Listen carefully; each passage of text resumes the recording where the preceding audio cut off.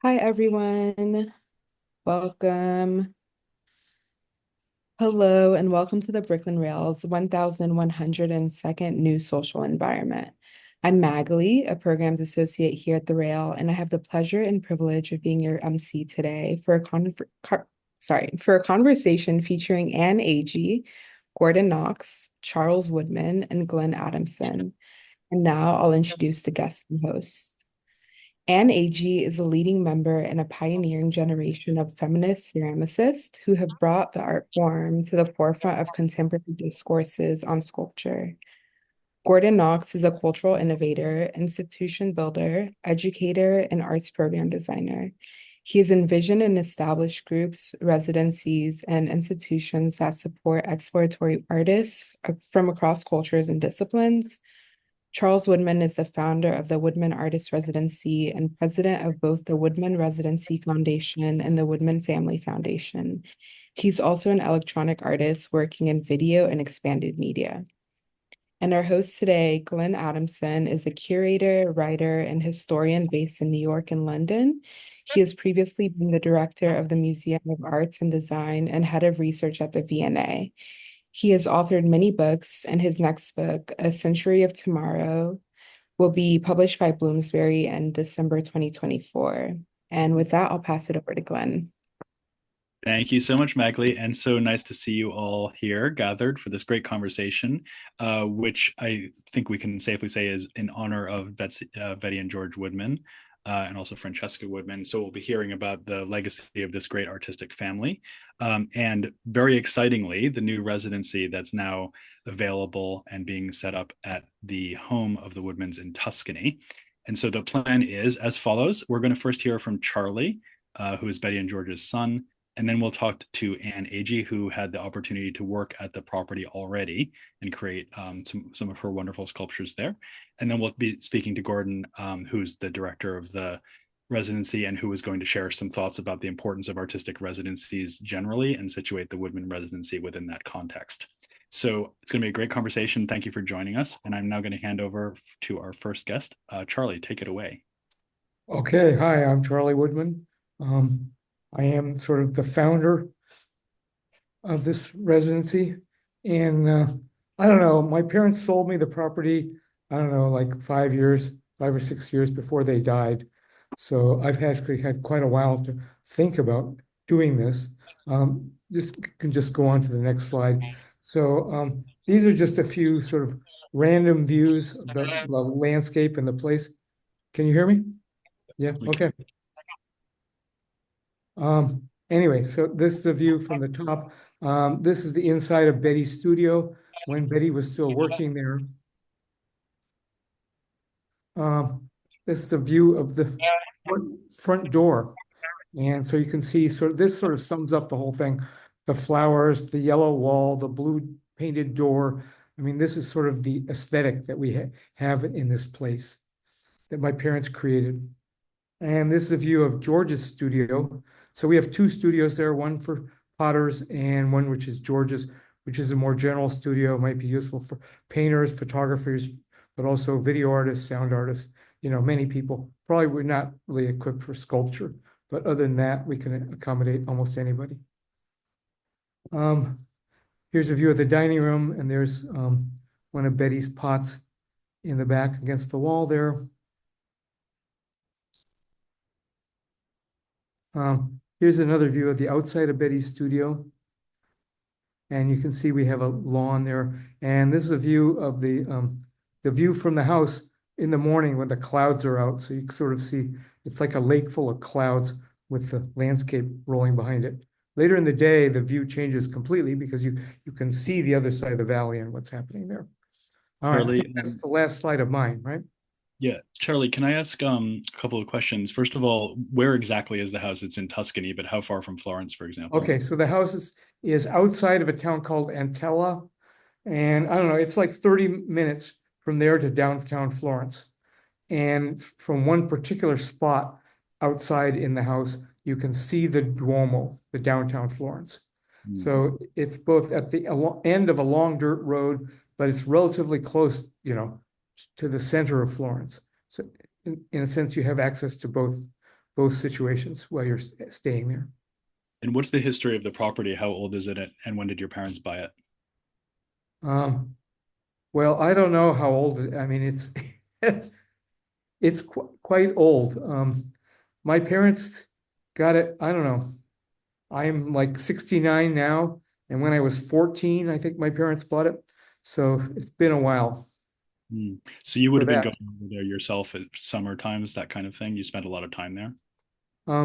Yeah, I mean, my parents spent several times in Italy before then, once when I was in the fifth grade. And then later in life, when I was about 13, we spent a summer in Italy. They traded houses with a friend of theirs. And during that summer, we went and bought a place. And this is the one that we bought.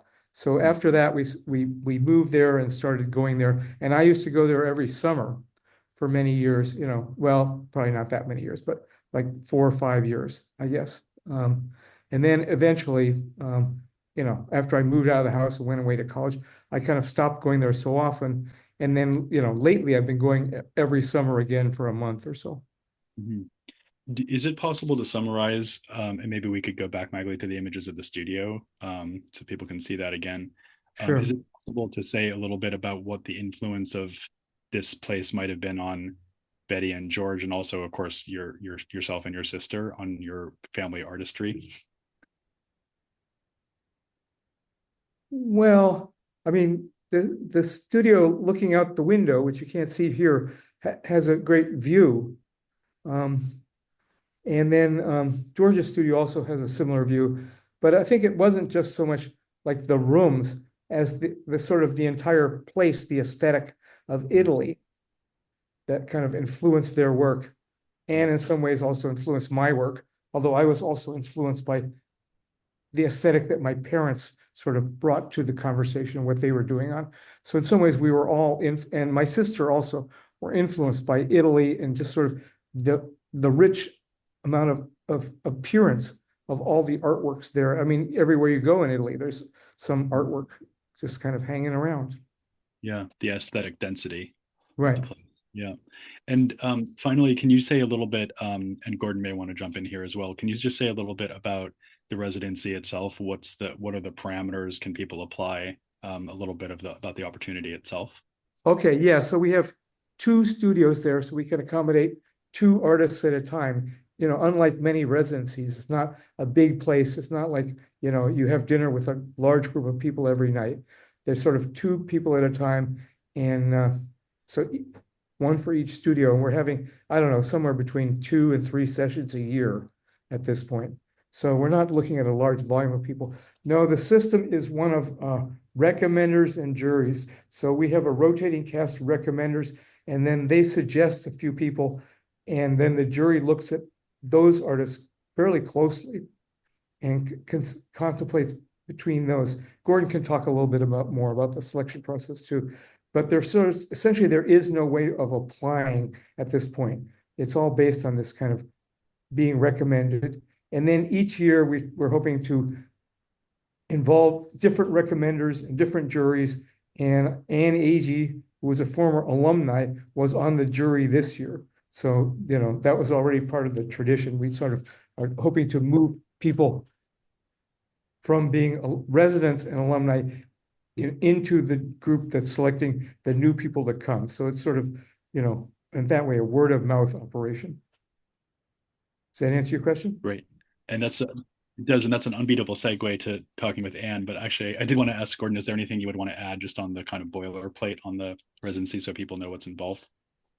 Sure. It's this is a selection process that is very, very common and used in many places. I mean, you think of things as grand as the Nobel or the Booker or the MacArthur or any of these, where you have a process of seeking out people who would be, in this case, ideally suited for this very particular circumstance. So an open application actually ends up being very, very confusing and can be complicated because the fact is This is at the end, as Charlie said, the end of a dirt road. It's a very particular sort of place, and it needs to be folks who are able to and willing to sink into that experience. So in some ways, if you reach out for people who know their world and artists in their world, they can start that initial process of saying, here's somebody who's amazing, doing great work, and would really benefit from this experience. So that's part of the reason that this selection process works this way.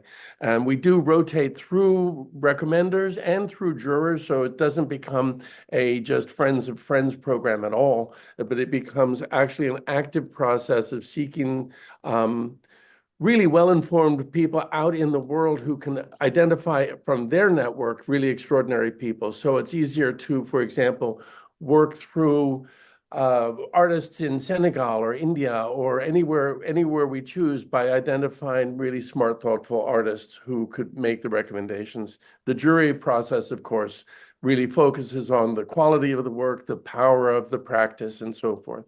So it's a very functional system. It works really well. It's used in many residencies precisely because we're not handing out checks. We're actually putting people in very specific circumstances.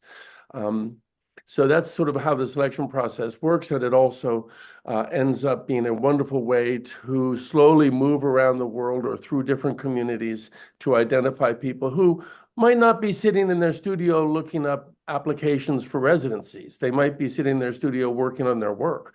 And somebody else reaches in and finds them and says, would you be interested? If you are, would you submit an application? You've been invited to apply. So that's how that works. Great. Okay. Thanks, Gordon. So we can hear something about the proactiveness of the way that it's structured, which is really exciting. So, Anne, we just heard about the opportunity for people to sink into this place. You've already sunk, and it'd be great to hear something of your experiences there. And maybe you could start by talking about your relationship with Betty and George when you met them and how you came into their circle of acquaintance. Yeah. Well, just quickly to say, wow, Charlie, this is so amazing that you have pulled this off. It's really a labor of love, and I know you've been working at it for such a long time. Um, so And yay, Charlie. it's been something of a learning curve for me too. I mean, it was a great dream, but realizing the dream has proved to be much more complicated than I thought it might be. Yeah. And yeah, Gordon and Glenn, thanks too, and Magley. Um, so Charlie invited me to come here to come to Betty and George's house studio. I think it was 2021, and I had lost access to my studio temporarily, but it turned into a really long time, and I actually never went back after coming here. So it was winter, it was November, and that it was just a wonderful opportunity. And I stayed here and worked in Betty's studio, which I had done before. I had been here before with Betty. Um, well, I came to see Betty and George. My family came to see Betty and George several times over the year, so I knew Antella mostly in the summertime and when they were there. And that was fantastic. And then when George died, Betty asked me to come with her for a few weeks just to get herself settled in it. And so I was there, and she was busy all the time. She was so busy. And I was running around trying to be in her studio and make things because I just thought it was heaven to be in this studio. And we did work together on one or two occasions, but she was mostly meeting with people and just very busy and also pretty infirmed, actually. She um, passed away less than a year later in New York. But it was an extraordinary 3 weeks to be there. And so, yeah, I I had this time to be here in the winter. And the studio is not heated, but it's underground. And so it doesn't get very cold in there. And Italy is a very temperate climate. So, um, and Betty worked with a wheel. That's how she made her forms. And I work with a slab roller. And I didn't have a slab roller there. So I figured out how to do it with a PVC pipe and a dowel, a kind of heavy dowel. And I made all my slabs differently. And my work had been really full of color.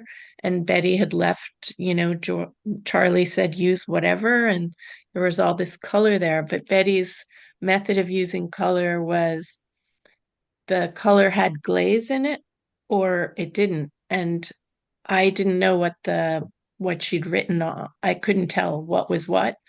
And also I didn't know how much it cost to fire the kiln, and that's her only kiln. So I didn't want to just put some test tiles in there. So I just worked with the black and white slip. This image is of the kitchen. I made a book about the kitchen at Antella because I've always just been in, it's kind of like Frida Kahlo's kitchen. It's just so beautiful and perfect in every way. There's a stone sink in it, and next to it, a modern washing machine, dishwasher, which I thought is so Betty, so George, to have that combination of ancient and up to the modern. That's an outdoor shower out the door there at the beginning of the terrace. And when was it you actually met the Woodmans in the first place? I think I met Betty and George in 1989. It could have been 1990. I met Joyce Kozloff, and she came to my apartment over in the East Village. And she said, well, Anne, I've done a lot of painting on ceramics, but you have to meet Betty Woodman because I don't make ceramic. I don't use clay. And so she introduced me to Betty, gave me her phone number, and I called Betty and she said, come over. And I brought my work over to 17th Street. And there I was hit with the wave of incredibleness. um, And then after that, George and Betty came to my apartment, and George liked my paintings, Betty liked my ceramics, and we just became friends. And with Betty, I think, Betty's story was that she started as a potter. Mm. I mean, I don't know how many people know that, but she really made pottery. She went to craft school and she made custard cups for her final. And she had to know how much each piece of clay cost her and how much she could charge. She told me this. And I was just like so wowed by that. And I was at Yale painting graduate school when I started making clay. And my trajectory was into clay, and hers was out of clay. When I stayed with her that summer before she died, she told me that she thought of herself as a painter. And that was just amazing and made sense. Um, Reminds me of yeah. Peter Volkus got his master's thesis at the California College of Arts and Crafts, as it then was, in making tureens. So you never know where the functional potters are going to take you. And in addition to the effect that the studio must have had on you, this magical place, it seems pretty clear to me that being in Italy has had a profound influence on you, not just in these recent trips, but also over the course of your career. True. Yeah. Yeah, that started in high school with a Time Life book on Leonardo.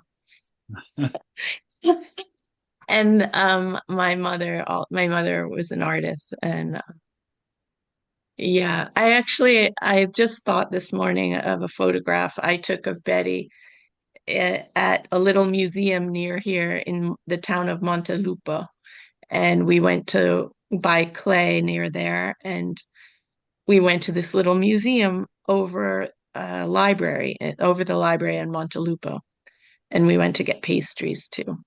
And it's a museum of dishes dishes and pottery that were found in a well near the laundry, where for many centuries the pottery had been thrown out. And so they excavated the well and they put this stuff back together, and they could see the striations of time. And so we were just marveling together at the decorations. And I looked over at her, and she was looking into one vitrine, and I had just been looking at another. And I just thought, we're so like, nobody's in this museum. Nobody cares about this museum. And I, we were in heaven there. We were both so happy there, sharing what we loved about those dishes. So, Yeah, that yeah. archaeological view. I suppose the residency is about to acquire its own archaeological deposits. Oh, yeah. People coming. Yeah. Before we hand over to Gordon, is there anything else you wanted to say about the recent time that you had there after Betty's passing? What was going on in your career at that point, and what did that visit do for you? Oh, well, you, I things just unfolded there. The people that live in this little village are kind of all to themselves. Some are not around very much, and there are very few people.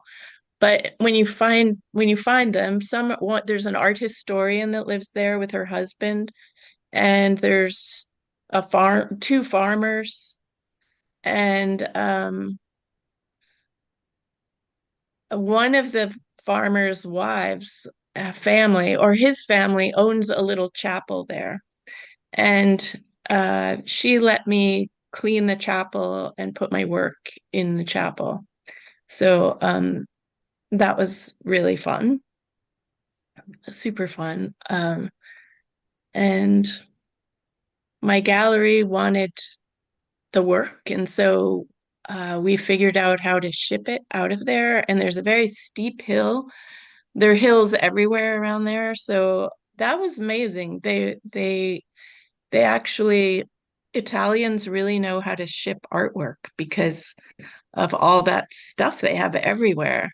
So that was great, and great for my gallery because they saw the crates when they arrived, and we all learned a lot about how to make a crate that you can ship from a rocky, dirt road in the middle of nowhere to, well, it's not nowhere, but yeah, that was Definitely good.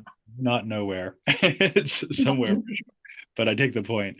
Yeah, let's hear it for the crate makers. Blessed are the crate makers. Yeah, Um, yeah. that's amazing, and I think it would be nice to come back during our conversation to questions about sacredness. So the idea of putting sculpture in a chapel, working in a place that has its own kind of imprint of memory and history and personality, and the kind of sacredness that might lead us to think about. And maybe we'll hear a little bit about that now from Gordon as well. So Gordon, you're going to talk a little bit more about the residency, but also about residencies in general. So let us know what's on your mind. Sure. Well, I think it couldn't get a better segue than following Charlie and Ann. I want to underscore the generosity and vision that Charlie has in assembling this and turning his house into a place where artists can come and live and work, and how hugely important it is. And then to hear from Ann how it really feels when you're there. And I want to point out that, an artist's studio is really the center of their universe in many ways. It can be the center of their aesthetic, their intellectual, their conceptual world. And it is a place that they inhabit completely and fully.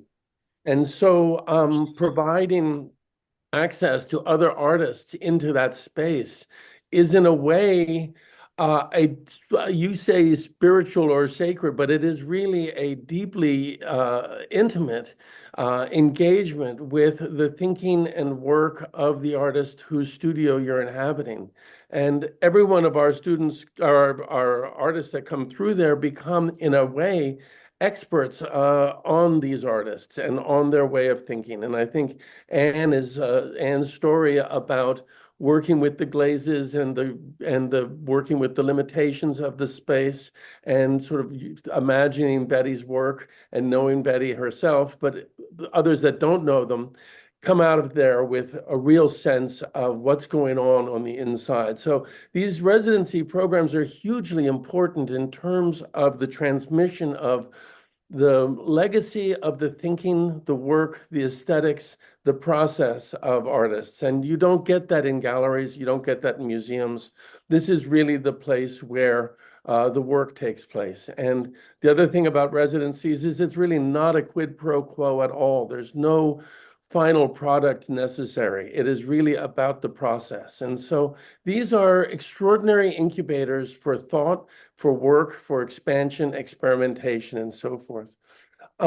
This studio here is the Cité Falguerie, which is in Paris, and it's where Modigliani and Brancusi and Paul Gauguin all lived and worked. And this is the last of the studios in this section of Paris that's been now taken over by two nonprofits, Atelier 11 and L'Air Arts, and they've gotten permission from the city. These are now preserved buildings. This is literally the studios they worked in. So they are now going to be open to artists. And I have not been there, but I met the director, and she was telling me she wept when she went in there because it's really hadn't been touched since the 20s.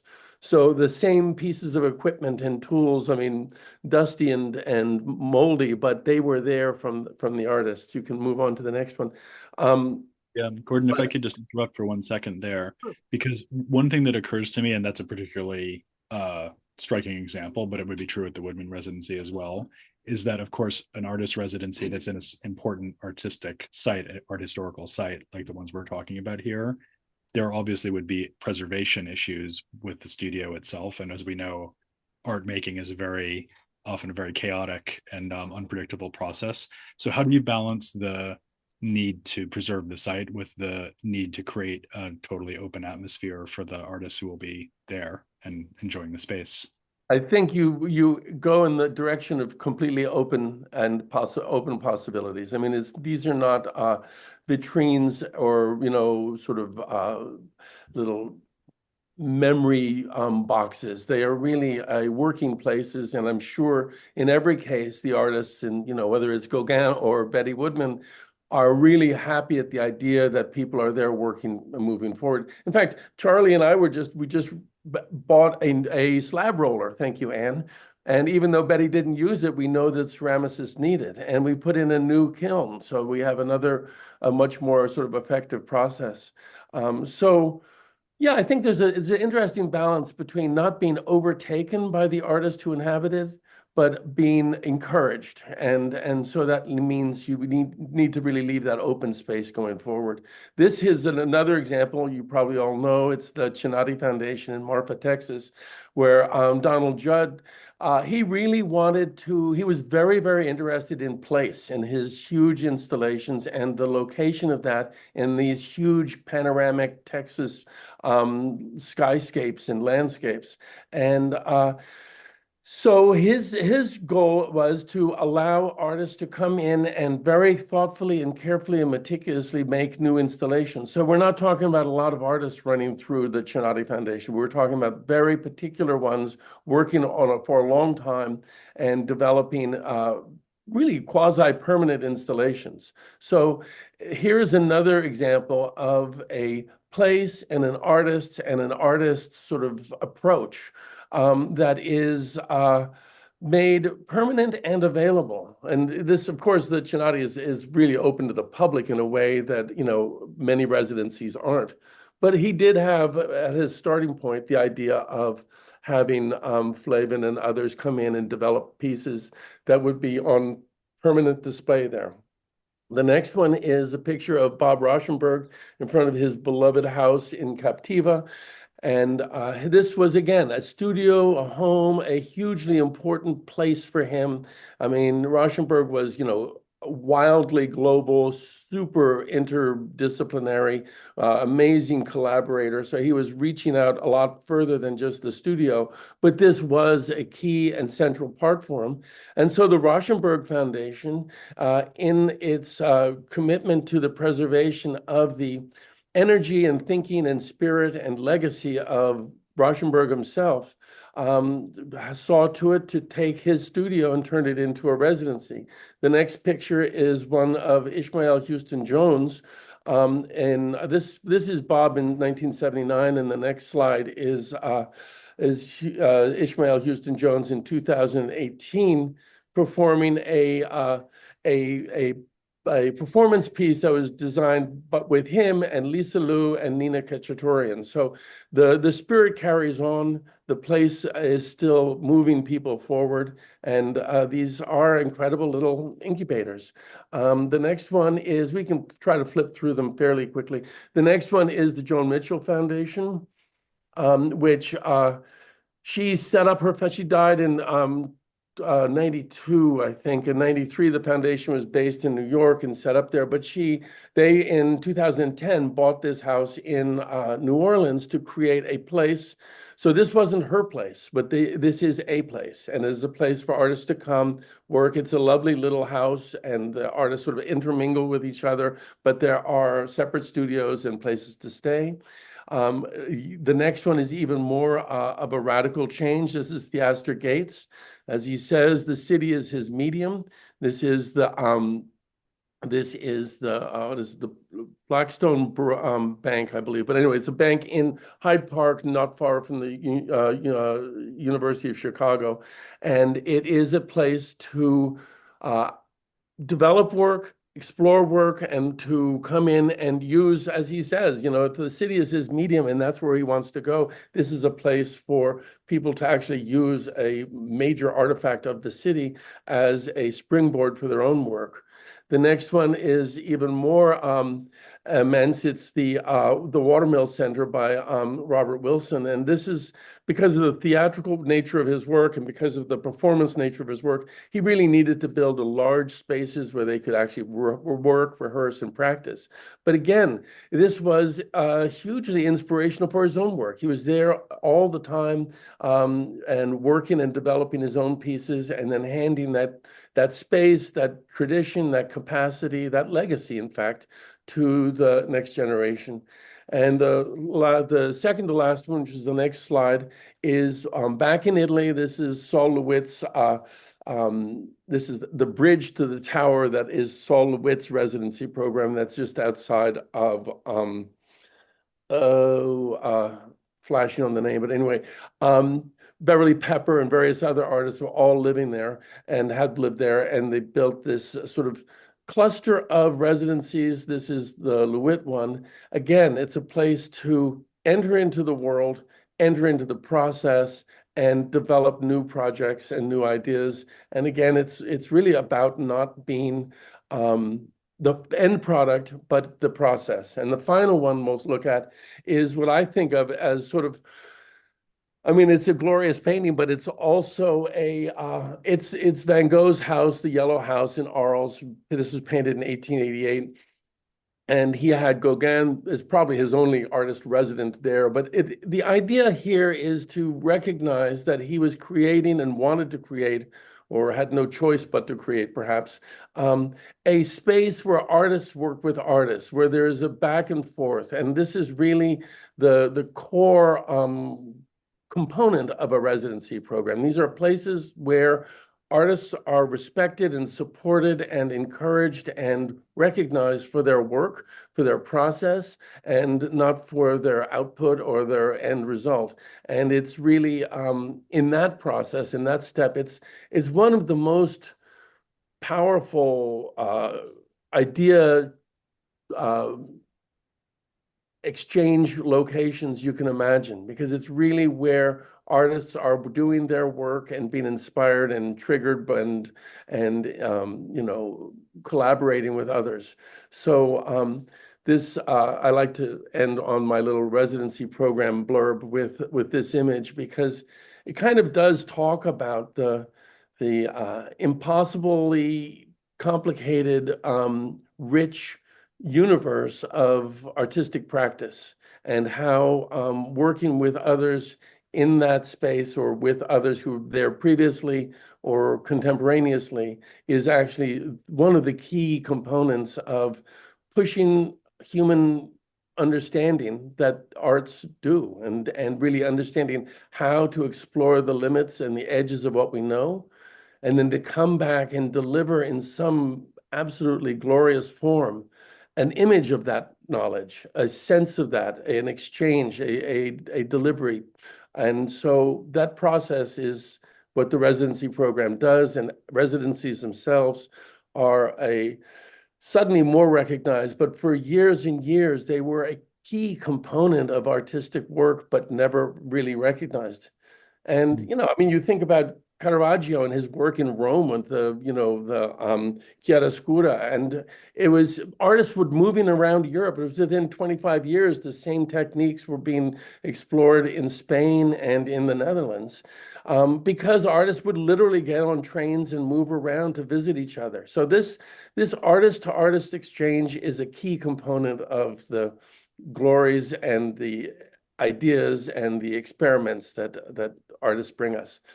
So there we go. And Charlie's and the Woodman's project is absolutely in that tradition. It's hugely important. It's a wonderful way of extending George and Betty and Francesca's vision and inspiration to the next generation by providing a space that's respectful and supportive of the process. And we're grateful for them everywhere, and they play a huge role in the global ecology of artistic practice. So thanks. Thank you so much, Gordon. That was such a great overview. I feel like there's a good book in there, man. You should think about that. One thing that struck me while you were speaking is that there's actually a kind of continuum of these, if I could use a theoretical term, heterotopic spaces. So these spaces apart that have their own rules or non-rules. And I was thinking about the relationship between residency spaces, which is what we're talking about here, and then summer schools like Skowhegan or Yaddo. And then obviously you just have art school, which so many artists now come through, which is also this place of transformation and semi-random encounter. And it seems to me like residencies are just one example of actually a very dictating phenomenon in the art world. When you start thinking about it, it is like one of these exception proves the rule situations where people's passage through situations that are not fully under their own control or devising turn out to be tremendously influential in ways that the public may not always really realize or understand, because they don't have access to those spaces. By the time they see the work in the gallery, it's sort of already been normalized and seems to be emanating from a independent studio practice. But actually these sites apart, where you do have artists encountering one another, as you said, like Van Gogh and Gauguin, or Brancusi and Modigliani, or Caravaggio and all of his followers in Naples and Rome, that actually is the art world. Right. Right. Well, I mean, it's interesting you point that out, because, one art school I know quite well is the San Francisco Art Institute, and it started in 1871 as a place where artists could hang out and meet other artists. So it was artists teaching artists, and they did that. They were supported by some major donors, but they had a space, but that's what it was about. It was a place to hang out and do work and share your work with other artists who were working. It wasn't until the GI Bill that they decided to become a school, because it was made a lot of sense. You could then charge and get tuition, and it was a wonderful way to support it. And now with the real change of the higher ed ecology, small schools like that without endowments are simply not going to make it. They're closing over the last decade. They're closing at one a week. 500 have closed in the last 10 years. And it's just because the financial social ecology no longer supports it. But it's interesting with a place like the Art Institute, there really is a move underfoot to turn it back into a non-accredited place where artists meet artists. And the one of the models that I've been advocating for sort of art schools is the idea of the artist residency, which is this incubator of sharing ideas as a learning place, and even a fairly formal learning place, in the sense that you could commission a senior artist to come and develop a project over a 6-month period, working with a dozen artist volunteers who would be doing everything from helping the conceptualization to the production to the grant writing to the documentation and everything. And that exchange of practice and process is fundamental. And if you were somebody working in a situation like that and happened to be able to work with 4 or 5 artists over the course of 3 or 4 years, you'd walk out of there with an amazing understanding of how the process works, a lot of internal knowledge, and a hell of a good Rolodex. So, I mean, it's really that is the model. And the residency program, the other place that I've seen it used, and I was at Stanford for a while, and my job was to sort of scan the globe for enlightened municipalities and go to the mayors and say, look, what are your current problems and what are you doing, what are you doing about it? And I can help. If you give me a building and let me set it up so that we can bring artists in to address your issues, you will come up with some really interesting solutions, and you'll actually have the arms and legs and backs of people who make things and could maybe start putting them together.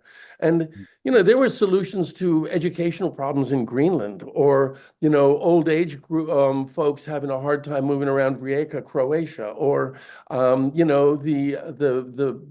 delivery of digital literacy to the non-literate populations in Brazil, both in the favelas and in the Amazon. So artists actually got in there and came up with ways of moving ideas around and addressing issues that were really built from the compassionate relationship that artists have to have. I mean, in the sense that they are committing their lives to communicate something. I mean, so that you start with a compassionate sort of orientation. And so these residencies became little incubators for problem solving for some cities and towns and regions around the world. So it's an important model. It's a really important vehicle. And I think they can be used for a lot of reasons. Yeah, that's great to have it framed in that way, because what we really are talking about is the kind of genetic code of creativity. Charlie, I wanted to turn it back to you and ask you about how this feels from a family point of view, because a lot of the things that Gordon's talking about institutionally actually happened inside your family because you have this amazing artistic family. And I wonder if you would like to speak about that, about the energy of that, and how the residency program that you're starting carries that particular legacy on. Yeah, well, certainly in my family, I mean, as my mother would say, art is our religion. And that was sort of the value that we all had, And when I sort of finally decided what kind of career I wanted, I said, I want to be an artist. Like, what else could you possibly be? It was the most only interesting possibility. I did not want to be a dentist. And so, yeah, I just think that some of those same values, I mean, we're sort of translate now into values that are partly communicated by a place.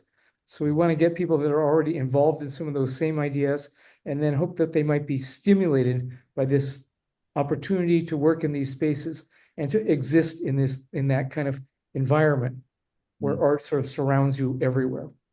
Do And you think? certainly, yeah, go ahead. Well, I was just going to ask, do you think that as a child you influenced your parents as well? Obviously they influenced you, but do you think your work influenced theirs when you were a kid? Well, not so much. I mean, I think it was mostly went the other way around. Well, I was But I thinking think the it freedom was of that. the fact that all of us, all 4 of us, were artists. Mm, And so we all kind of influenced each other and fed each other, into those values, and that this was sort of like the only thing to do in some way. mm. Yeah, the calling of the Right. family. Yeah. And let's get back to that question of the sacred. So Charlie just said, the family religion was art, which is amazing. Right.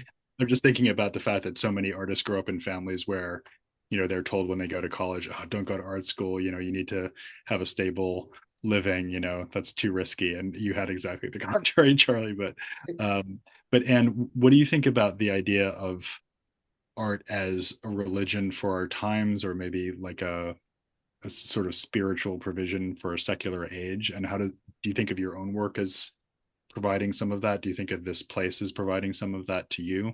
How do you react to that idea?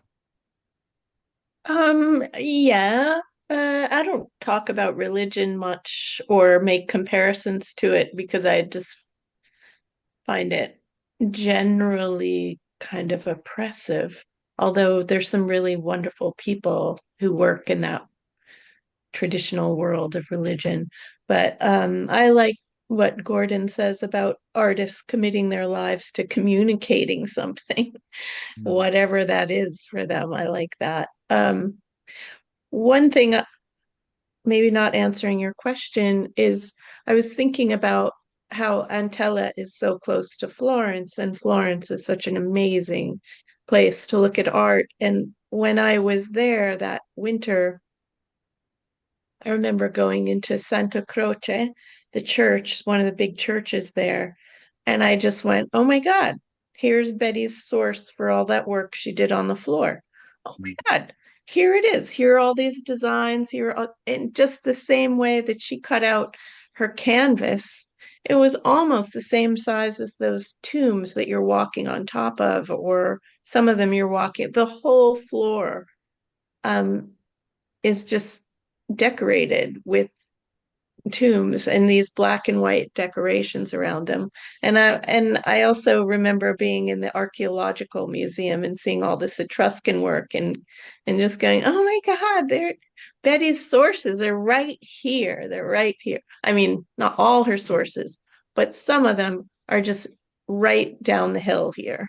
And that was really, you know, there's only room for two artists, but then there's the city and the history of so much art and so much going on there. So I think, you know, you're as an artist at the Woodman Residency, your I don't know, your comrades, and you're sort of learning how of processes and whatever. There's so much right there. Um, Do you think there's also a way, because you've been living with this set of sources, as you said, for your whole career, and I'm just thinking about the fact that decoration, figuration, ceramics itself, these were all conditions of art making that were not exactly legitimized um, in the art world that certainly Betty inhabited in her early career, and I would say probably less so for you, but still true. But there in Italy, I mean, you have Della Robbia around every corner, so it almost like when you're in Italy, that whole set of attitudes and prejudices starts to seem tiny and puny and ridiculous in that from that Oh, perspective. absolutely. I think because I had been exposed to that as a child. I think that's partly why my professors ignoring my ceramics work, it didn't it didn't throw me off. I just felt sorry for them. Um, and I didn't understand how they couldn't see outside of the rectangle in the School of Painting. Yeah, yeah. That seems like a really cogent attitude for an art student to pity their professors instead of be frustrated with them. Charlie, do you because another thing, this is maybe a bit more of a remote connection, but another thing that strikes me about Italy is that it's become a place of photography because obviously it's absolutely saturated with tourists, and it's one of the most imaged places in the world. And I wonder what your thoughts are about photography as part of the residency, as specifically that medium, and also obviously another super important medium for your family. Do you feel like it's like there's a kind of photographic energy that you want to respect in the project? Well, it's certainly possible. And we have a wet darkroom, inside George's studio. Okay. And so I made some effort to sort of revive that to get everything working again. We have yet to have a photographer come and use those facilities in that way, but that's, the possibility is sort of there for that. And I don't know, I mean, Francesco is obviously very influenced by Italy, but not so much by the tourism No. there. No, for sure. It sounds like you're setting up something that sounds kind of analog, man. Because ceramic is definitely analog and wet dry. That's not the photography that a lot of people now know.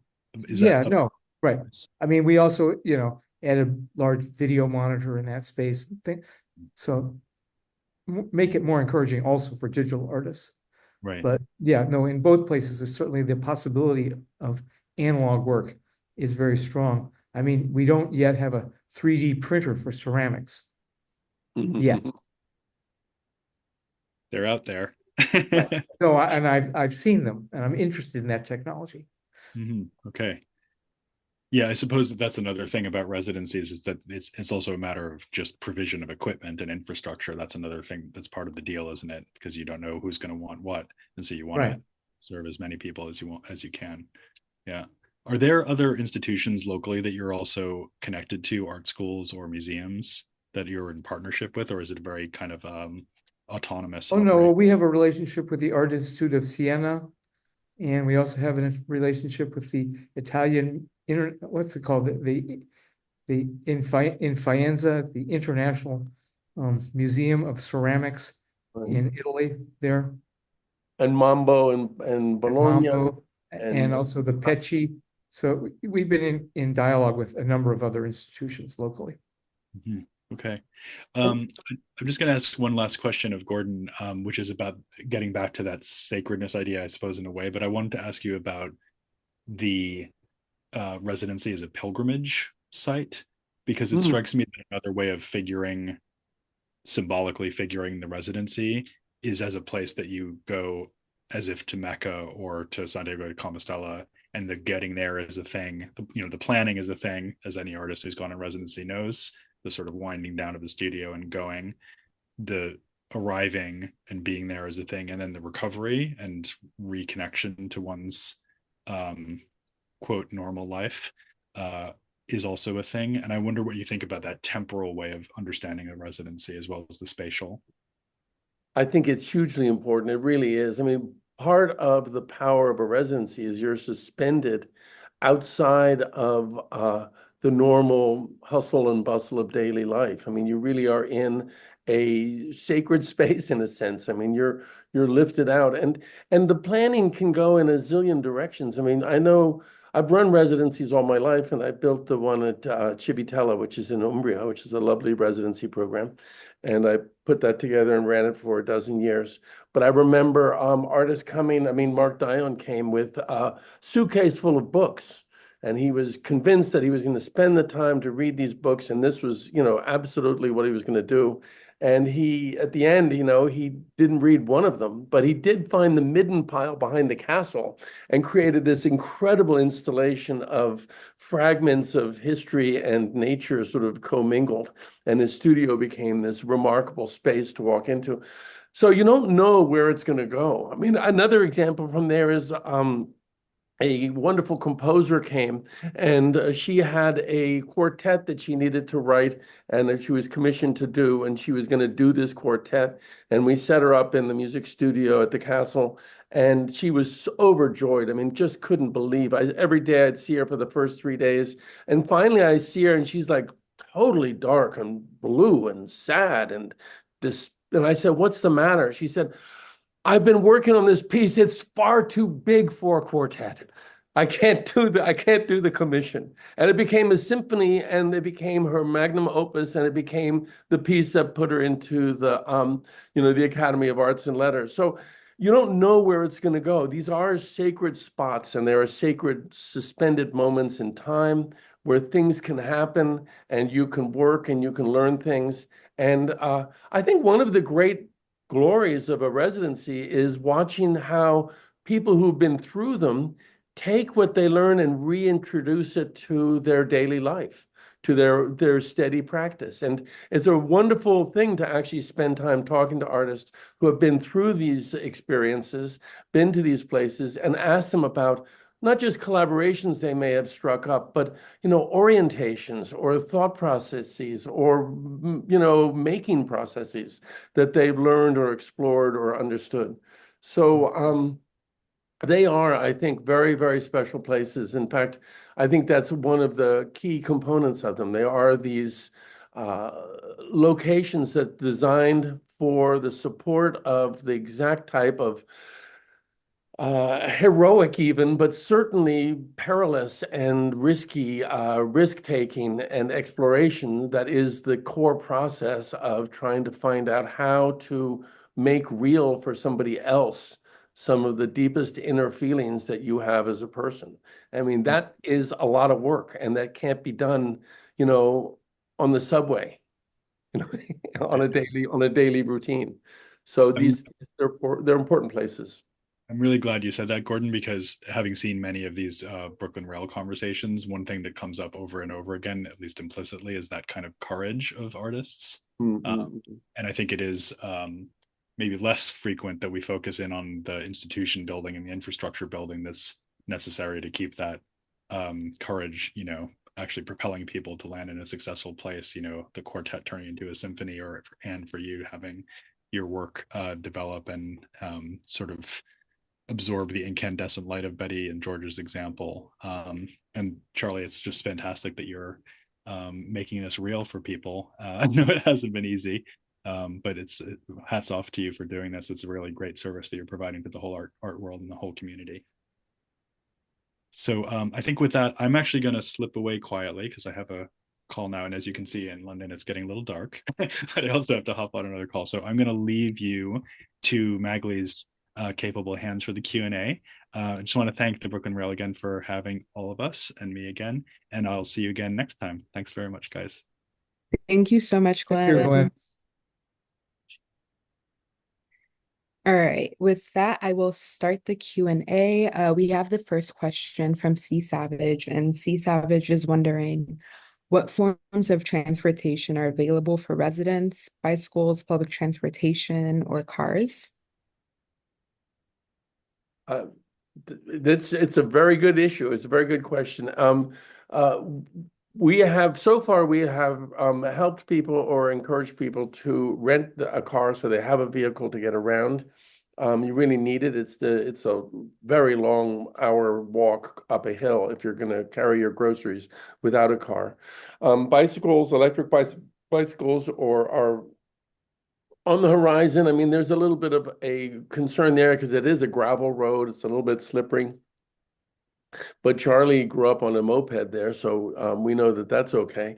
But yes, and I think we'll solve this in one form or another. I imagine that in the end we'll have one or two nice little beaters that can be used as cars for people coming. And at the current moment, though, we're having people rent them. Also for sort of legal and insurance purposes, it's one way of containing that issue. But good question. Thank you, Gordon. The next question is from Frank, and it is, are couples, only one being an artist, invited, or are these residencies exclusive to single people? Oh, no. Couples and some artists are going to bring their whole family. We're open to flexible arrangements, just depending on who's coming and what their circumstances are. Thank you, Charles. And then next question is from Madison, and Madison will ask the question. Hi, thank you guys so much. It's been such a great talk. I also think that's so sweet, the idea of an entire family attending the residency. It sort of ties into my question. So in addition to the logistical support that residencies provide, do you guys think the value of residencies for artists lies more in the concept of isolation or separation from one's everyday life? Or is it more in the experience of being transplanted in a new community, in a new space? And obviously those two things are kind of happening simultaneously, but I wonder if you guys have any thoughts on which one really seems of value to the artistic experience. Yeah, I'm wondering, do we have to choose one or the other? I guess not. Right? I mean, they both seem to be pretty valid experiences. Yeah, and I think it really depends on the artist, what they're exactly. There is this lovely solitude in the studio there, but we're completely wired and connected to arts groups and other community components both immediately around there, but also in the wider Tuscany, central Italy arena. I mean, I know from previous examples, some artists come and say, I want to meet the kids in school. I mean, they're talking about grade school. I mean, that's one of the things they wanted to do. So the, you know, if as the Astor is right and the city is his medium, it could be that artists coming there are working with the want to get to go and getting plugged into to what's going on around them. But it's all possible. Thank you. Yeah, it sounds like especially the residency that you guys have built really provides for all opportunities. And then I have one final question myself. I was wondering, how do y'all see the residency evolving? Well, I mean, Charlie, you can jump in, but I see it as a really extraordinary continuation of an orientation towards art and art making that the Woodman family exemplifies, and they actually built this place around that that drive, that inspiration, that commitment, and you know, it's limited in size right now because it's just this one house with 2 bedrooms and 2 studios. But there are spaces nearby, and you can imagine. We actually have every spring we have a group of artists that come and stay in various other places, but use the facilities for a week-long joint project involving, say, 10 or 12 artists, mostly Italian, but not necessarily. And I think also the other thing that I can see growing out of this program is a real connection to the legacy of the Woodman artists and all 4 of them. But really imagine, it is, as I say, a place that creates experts in the inner world of George and Betty and Francesca and how they evolved and how they worked. So I see it as a really powerful sort of sounding place for the externalization of the internal world of these artists. So I think it's a legacy building component as much as anything else. Thank you so much for that answer, Gordon. I'll also pass it over to you to introduce your closing reading. Okay, thank you. So this is a short little bit from a new book. This is it's a book that was edited and put together by Irmele Koko, who is a Finnish artist residency expert, and she wrote a book called Residencies Reflected. I strongly recommend it. It's a really interesting set of essays. And this is a small quote from an essay by Francesca Bertolotti Bailey, who is a theoretician and writer and public intellectual. And here we go. Speculative, moral, ontological, political. These are some of the intertwined descriptors of the highly charged space of the artist residency when seen both from the historical vantage of utopian co-living experiments and from a future post-utopian perspective of urgent societal transition and adaptation. This is where the heterotopic exceptionalism of the artist residency lies. It resembles life while existing outside its normal flow, enabling production and exchange of ideas and projects around urgent societal issues, certainly, but enacting them in real time. The circuits between cause and effect, between action and affect, are far shorter in a closed environment where, say, a dozen people live and work side by side in relative isolation for a circumscribed period of time than they would be in the ongoing complexity and unpredictability of daily life. The residency model is conducive to the development, negotiation, and transformation of radical gestures directed at intersectional forms of sustainability. Thank you so much for that, Gordon. And with that, thank you, Anne, Gordon, Charles, and Glenn.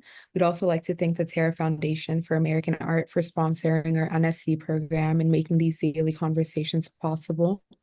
and further support of our growing archive, which you can view on the Rails YouTube channel. The Rail has been free and independent for 24 years. A donation directly supports our writers, staff, and operations. Support our work through the link in the chat. And join us tomorrow at 1 p.m. for a conversation with Sonia Boyce and Mark Hudson on the event of Sonia Boyce, An Awkward Relation at the Whitechapel Gallery in London. And you can all now unmute yourselves and say hello and goodbye as you leave. Goodbye, everybody. Bye. Bye, Thank you everybody. so much, Thanks for everybody. coming. Thank Bye. you. Rael for having me. Hey, Ben. Thank you, Gordon. Thank you, Charles. Thank you, everybody.